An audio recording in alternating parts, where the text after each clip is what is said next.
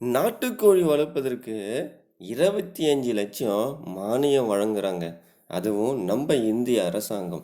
பெருகி வரும் மக்கள் தொகைக்கு ஏற்ப உணவு பெருக்கத்தை பெருக்குவதற்காகவும், விவசாயிகளுடைய வருமானத்தை இரட்டிப்பாக பெருக்குவதற்கும் நம்ம மத்திய அரசாங்கத்தின் கீழ் செயல்படும் தேசிய கால்நடை வளர்ப்பு இயக்கத்தின் மூலமாகத்தாங்க இந்த திட்டம் கொண்டு வரப்படுதுங்க. இந்த திட்டத்தை பற்றி தாங்க இந்த பதிவு. வாங்க வீடியோக்குள்ளே போகலாம்.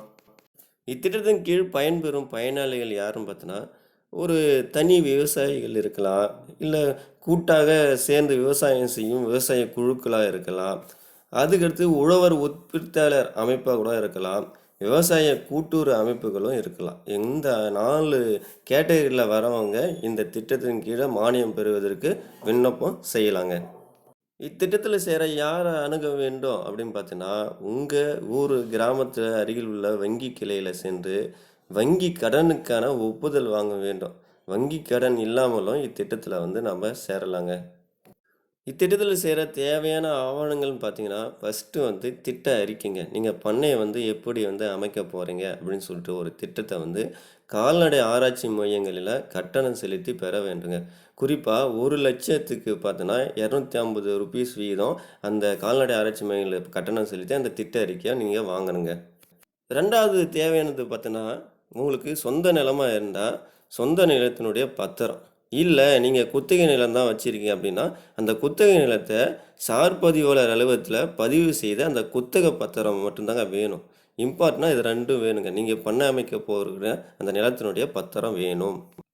3வதாக நீங்கள் கணக்கு வைத்திருக்க வங்கியில் மெயின்டெனன்ஸ் ஃபார்மை ஃபில் பண்ணி பூர்த்தி செய்து வாங்கணுங்க. அதுவும் கூடவே ஒரு செக் லீஃபை பின்னாடி வச்சு பின் பண்ணி அப்ளை பண்ணணுங்க.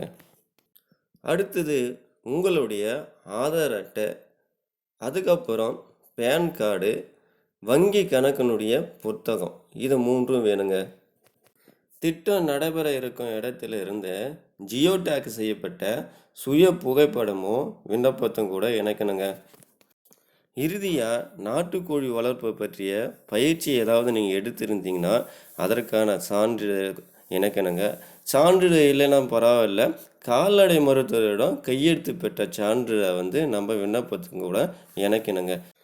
எங்கே விண்ணப்பம் செய்யணும் அப்படின்னு பார்த்தீங்கன்னா, ஸ்க்ரீனில் தெரிகிற இந்த வெப்சைட்டுக்குள்ளே நீங்களே என்ன செய்யலாம், மேற்கண்ட அந்த டாக்குமெண்ட்டை எல்லாத்தையும் ஸ்கேன் செய்து ஈஸியாக உள்ளே அப்லோடு பண்ணிவிடுங்க.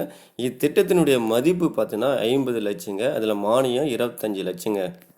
இத்திட்டத்தின் கீழே 1000 நாட்டுக்கோழிகளை வளர்க்கணுங்க. அதனுடைய மொத்த அமௌண்ட்டு பார்த்தீங்கன்னா 50 லட்சங்க. அதில் 25 லட்சம் நம்ம இந்திய அரசாங்கம் மானியமாக கொடுக்குதுங்க.